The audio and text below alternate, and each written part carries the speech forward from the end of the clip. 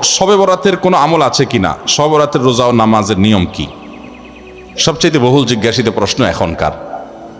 শবে বরাত আসছে, যেটাকে আসলে হাদিসের ভাষ্যে বলা হয়েছে মধ্য শাবানের রাত, শবে বরাত না, এটার হাদিসের ভাষ্যের নাম কি? মধ্য শাবানের রাত। এই মধ্য শাবানের রাত বা মধ্য শাবানের রজনী, এই রাতে যেটাকে আমরা শবে বরাত বলি, এই রাতের নামাজের নিয়ম কি? কয় রাকাত পড়তে হবে, কোন রাকাতে কোন সূরা কতবার পড়তে হবে, এটা বহুল জিজ্ঞাসিত একটা প্রশ্ন।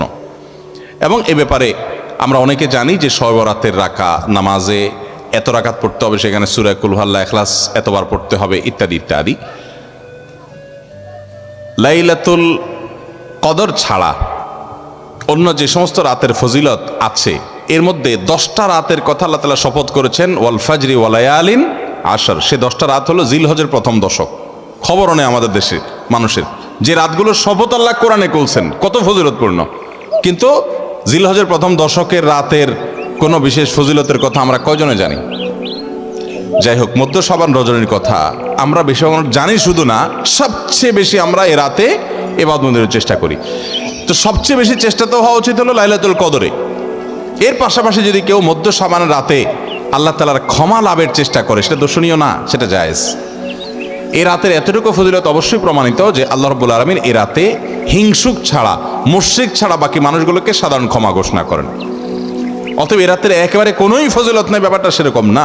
বিভিন্ন হাদিসের আলোকে এটুকু অন্তত সাব্যস্ত হয় যে আল্লাহ তাআলা হিংসুক এবং আপনার মুশরিক ছাড়া, মানুষের পিছিয়ে লাগে শত্রুতা, এই মানুষ ছাড়া বাকি মানুষকে মাফ করে। তাহলে মধ্য শাবানের রাত বা যেটাকে শবে বরাত বলছি আমরা, এই রাতের মূল আমলই হলো, এটাকে কেন্দ্র করে মূল আমলই হলো নিজেকে শিরক এবং হিংসা থেকে পরিচ্ছন্ন করা, সাধারণ ক্ষমার উপযুক্ত করা। এটা হলো মূল আমল, বাস। এর বাইরে আপনি ক্ষমা লাভের জন্য যদি চেষ্টা করেন, সেটা কোনো দর্শনীয় বিষয় নয়। তবে এই রাতকে কেন্দ্র করে বিশেষ ফরম্যাটে নামাজ, রাত জেগে, তারপর বিশেষ ফরম্যাটে ইবাদত, এই সূরা এতবার, এই নামাজ এত রাকাত, এরকম কোনো কথা কোরআন হাদিসে বর্ণিত হয়নি। এগুলো আমরা মনগড়া বানিয়ে নিয়েছি। এবং যদি এরকম কোনো ফরম্যাট আমরা ঠিক করে নিয়ে সেভাবে ইবাদত করাটাকে আমরা এ রাতের আমল, শরিয়া সিদ্ধ আমল মনে করি বা সুন্নাহ আমল মনে করি বা কোন হাদিস নির্দিষ্ট আমল মনে করি, তাহলে বেদাতে পর্যবসিত হবে। অতএব বাড়াবাড়ি এবং ছাড়াছাড়ি এই দুইটি আমাদেরকে পরিহার করতে হবে। যতটুকু আছে ততটুকু আমরা আমল করব এবং এসে আমল অনুযায়ী আমরা চলার চেষ্টা করব। শবে বরাতে সবচেয়ে বেশি মানুষ মসজিদে কেন ভিড় জমায় বলেন তো? শবে কদর বেশি ফজিলতপূর্ণ না এই রাত? শবে কদর কোনো তুলনা আছে শবে কদরের সাথে কোনোটার? কিন্তু শবে কদরে কি এত মানুষ ইবাদত বন্দেগী করার চেষ্টা করে শবে বরাতে যত করে? কারণ কি? মিষ্টির জন্য বলে, খারাপ বলেন নাই।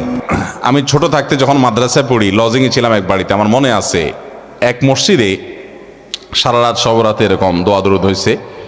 এবার শেষে মিষ্টি বিতরণ হচ্ছে, জিলাপি দিতে আর কি, তখন তো জিলাপি দেওয়া হচ্ছে। তো এক আল্লাহর বান্দা তার যে জিলাপি দিচ্ছে সবার দুটা দুটা করে দিচ্ছে, ভুলে তার একটা পড়ছে আর কি। পরে সে জিলাপিটা নিয়ে এসে বাইরে ওই মুয়াজ্জিন বেচারার 14 গোষ্ঠী গালিগালাজ করতে করতে বলতেছে যে সারা রাত বেটা সবচেয়ে বেশি কানলাম আমি, আর দিছে আমার একটা। আল্লাহর কাছে এই নসিব চাই এই একটা জিলাপি নিয়ে পাইলাম।